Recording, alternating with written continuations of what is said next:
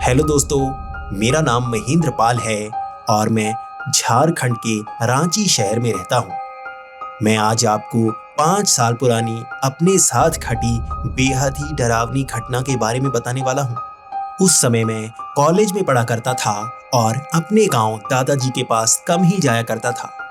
बचपन में मैं दादाजी के पास ही पला बड़ा हूँ, लेकिन जैसे ही मैं कॉलेज में पढ़ने लगा, मैंने अपने दादाजी के पास जाना काफी कम कर दिया। मैं यहाँ शहर में ही खेलता कूदता रहता और गांव जाने को बिल्कुल नहीं मानता। लेकिन मेरे दादाजी बार बार बुलाते रहते कि कभी गांव में आकर रहकर जाओ। इस बार कॉलेज की छुट्टियां हुई थी तो मैंने सोचा कि दादाजी के पास 2-4 दिन रहकर आता हूँ। मुझे अपने बचपन की बातें बहुत ही याद आया करती थी। हम अपने गांव के एक छोटे से चौराहे पर खेला करते। रात के वक्त हम छत पर सोया करते। रात को सोते वक्त हम बहुत बातें किया करते और आधी रात को बातें करते करते मैं कब सो जाता मुझे याद तक नहीं रहता। मैंने सोचा हुआ था गांव में जाकर मैं छत पर ही सोने वाला हूँ। वैसे भी गर्मियों में छत पर सोने का मजा ही अलग होता है। मैं अब दादाजी के पास पहुंच गया था और दादाजी मुझे देखकर बहुत ज्यादा खुश थे। लेकिन दादी जी की सेहत काफी खराब थी। लेकिन फिर भी दादी जी मेरे लिए खाना बना रही थी। मुझे बहुत ज्यादा खुशी हुई और मुझे तब महसूस हुआ कि मुझे यहाँ पर हर साल आना जाना चाहिए ताकि उनका दिल भी लगा रहे। मैं यहाँ कुछ दिनों के लिए रुकने के लिए आया हुआ था, लेकिन अब मैंने मन बनाया कि मैं 1 हफ्ते यहीं पर रहने वाला हूँ। आज पहले दिन मैं पूरे गांव में घूमता रहा और शाम तक मैं बाहर ही रहा। शाम के वक्त मैं घर आ गया और उसके बाद हम घर में ही बैठे बहुत सारी बातें करते रहे। लेकिन जैसे ही रात हुई, मैंने दादाजी को कहा कि पलंग को हम छत पर लगा लेते हैं, छत पर सोने का मजा आएगा और हम पहले की तरह बातें किया करेंगे। लेकिन आज दादाजी बहुत ज्यादा गुस्सा करने लगे। उन्होंने कहा कि हम छत पर नहीं सोते। पिछले 1 साल से छत पर कोई नहीं सोता। मैं तुम्हें फिर कभी समझाऊंगा। दादाजी बार बार जिद कर रहे थे, लेकिन मैं भी छत पर ही सोना चाहता था। आज दादाजी जीत गए। उन्होंने मुझ पर गुस्सा करना शुरू कर दिया और उन्होंने कहा कि कल वापस जाना हो तो चले जाओ, लेकिन छत पर सोने को नहीं मिलेगा। मैं भी थोड़ा सा निराश था। मुझे नहीं पता वो छत पर सोना क्यों छोड़ चुके हैं, लेकिन फिर भी मैंने सवाल नहीं किए और हम आज नीचे ही सो गए। अगले दिन मैं दादाजी से पूछता रहा, लेकिन दादाजी ने जवाब नहीं दिया। उसके बाद मैं बाहर खेलने के लिए चला गया। जब मैं बाहर खेल रहा था तो मुझे गांव में पुराने दोस्त मिले। मैं उनके साथ काफी नई खेलें खेलता रहा। कभी हम क्रिकेट खेलते तो कभी फुटबॉल खेलते। उन्होंने मुझे गांव की नई बनी चीजें भी दिखाई। उसके बाद मैं उनसे पूछने लगा कि क्या सच में यहाँ पर रात को छत पर कोई नहीं सोता। इस बात को सुनकर वो भी हैरान थे। उनको लगा जैसे मुझे सब पता होगा और मैं मजाक कर रहा हूँ। लेकिन थोड़ी देर बाद मैं बार बार पूछता रहा तो उन्होंने सच बता ही दिया। उन्होंने कहा कि यहाँ पर कई लोगों की मौत हो रही है। उसके बाद उन्होंने कहा कि रात को एक बिल्ली आती है। कहते हैं कि वो एक सच्ची चुड़ैल है। वो लोगों को मार देती है और ज्यादातर वो औरतों का शिकार करती है जो बुजुर्ग होती है। यहाँ गांव में कई बुजुर्ग औरतों की मौत हो चुकी है और उसका जिम्मेदार उसी बिल्ली को माना जाता है। मैं उनकी ये बातें सुनकर काफी हैरान था। मैं भूत प्रेत पर बिल्कुल यकीन नहीं करता और मुझे पता है इस तरह गांव देहात में ऐसी कहानियां सुनाई जाती हैं ताकि बच्चे डर जाएं और जो कहा जाता है वो वैसा ही करें। आज मैं छत पर ही सोने वाला था और मैं चाहता था कि दादाजी मेरी बात मान लें। रात के वक्त मैं दादाजी से काफी समय तक बहस करता रहा, लेकिन दादाजी नहीं माने। दादाजी बिल्कुल मान नहीं रहे थे। उन्होंने भी वही कहानी सुनाना शुरू कर दिया। उन्होंने कहा कि यहाँ पर काले रंग की बिल्ली घूमती है और अगर उसको कमजोर बुजुर्ग महिला मिल जाए तो वो उसका शिकार कर लेती है। यकीनन वो हमारे घर में भी आना चाहेगी, इसीलिए हम छत पर नहीं सोते। तुम्हारी दादी की सेहत तो पहले ही बहुत खराब है और कहते हैं वो चुड़ैल कई बार और लोगों का शिकार भी करती है, जिसमें बुजुर्ग महिलाएं ही नहीं बल्कि बच्चे भी शामिल होते हैं। इतना कहने के बाद दादाजी अपने कमरे में जाकर सो गए और मुझे भी उन्होंने मेरे कमरे में सोने को कह दिया। लेकिन मैं छत पर जाना चाहता था। मुझे दादाजी की इन बातों पर बिल्कुल यकीन नहीं था। मैं थोड़ी देर बाद ही छिपते छिपाते छत पर पहुंच ही गया। मैं छत पर बैठा हवा खा रहा था और ये सोच रहा था, क्या सच में यहाँ पर काले रंग की बिल्ली घूमती है? अगर होती भी होगी तो लोग उससे डरकर भाग जाते होंगे। मैं गांव वालों की ऐसी बातों के बारे में सुनकर काफी हैरान था और हंस रहा था। तभी मुझे आगे वाले पेड़ पर एक बिल्ली नजर आई। वो पेड़ के बिल्कुल ऊपर चढ़ी हुई थी और इधर ही देख रही थी। उसे देखकर मेरी हंसी निकल गई।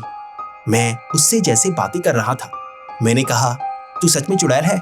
पूरे गांव वाले तुझसे डरते हैं। यार, तूने तो पूरे गांव वालों को डरा कर रख दिया है। कितनी क्यूट बिल्ली है। ये कहकर मैं उसकी तरफ देखता जा रहा था। वो बिल्ली भी वहीं पर बैठी जैसे मुझे घूर रही थी। मैं भी पूरे गांव वालों की बातें सोचकर इस तरह से हैरान था, कैसे एक बिल्ली से लोग डर जाते हैं और कहानियां बनाना शुरू कर देते हैं। लेकिन मैं आसपास देख रहा था। बचपन में छत पर बहुत सारे लोग सोया करते थे और अगर हम आवाज लगाएं तो छत पर लोग बातें किया करते थे। लेकिन अब छत बिल्कुल सुनसान थी।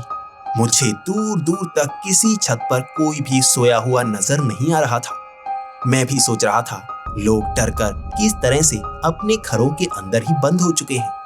उसके बाद वो बिल्ली हिली। वो जैसे एक तरफ जा रही थी। उसने एक दूसरे पेड़ पर छलांग लगाई और उसके बाद वो वहीं पर बैठ गई। वो अब भी मुझे घूरे जा रही थी। उसकी आंखें जैसे रोशनी में चमक रही थी।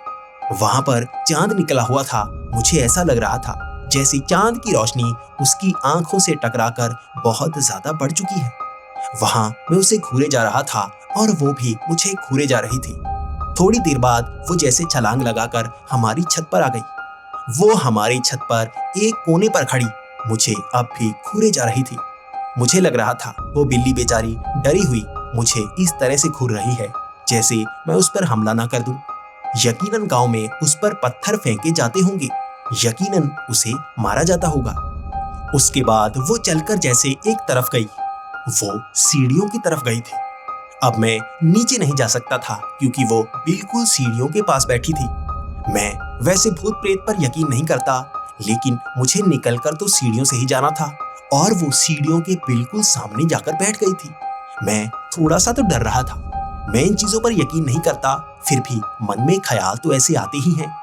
लेकिन इसके बाद वो बिल्ली धीरे धीरे करके मेरी तरफ सरकने लगी। उसकी चाल बहुत ही कमजोर सी धीरे धीरे वो मेरी तरफ बढ़ रही थी। लेकिन तभी उसका आकार जैसे बदलने लगा। उसके कदम बड़े होने लगे और उसका आकार भी बड़ा होने लगा।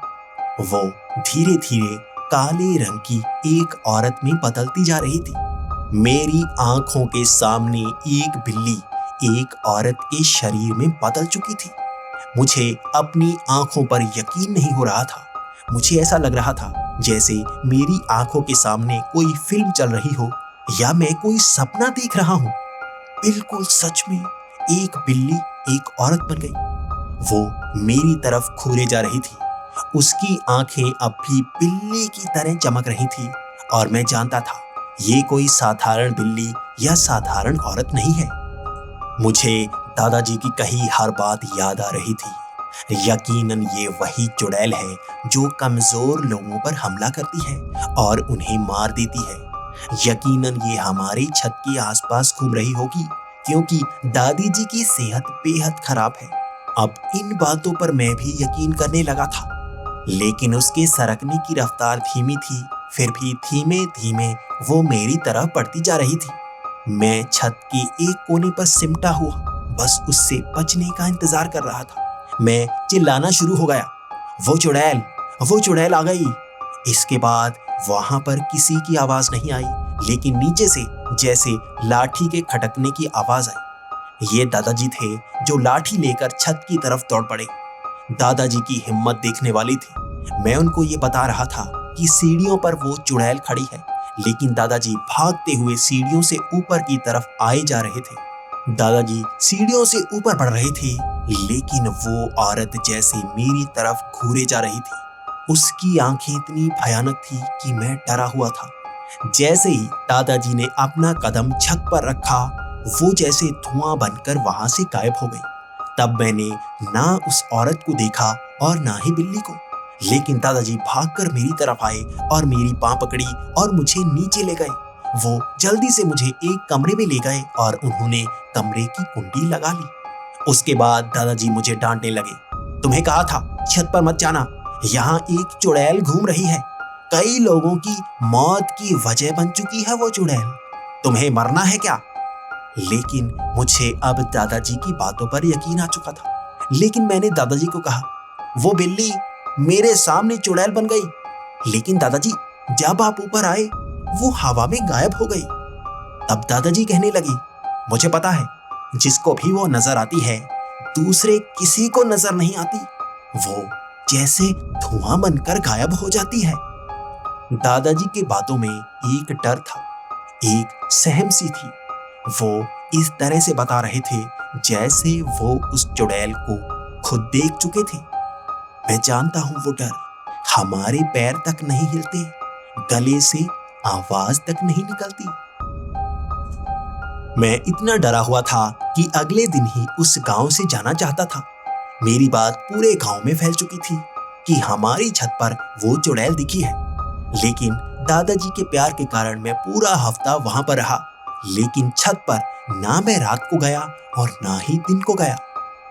आज भी मैं जब किसी को इस घटना के बारे में बताता हूं तो कोई यकीन नहीं करता, लेकिन जिस पर बीतती है वही बता सकता है वो कैसे दिखते हैं।